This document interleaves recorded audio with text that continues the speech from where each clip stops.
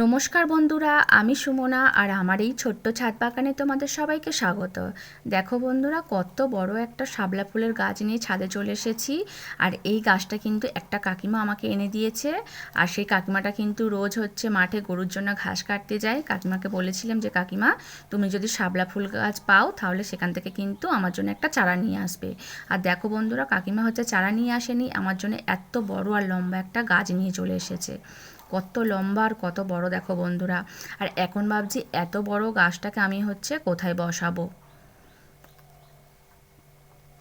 আর দেখো বন্ধুরা, এর মধ্যে কিন্তু ছোট ছোট কয়েকটা কুঁড়িও রয়েছে আর বড় ফুলও রয়েছে।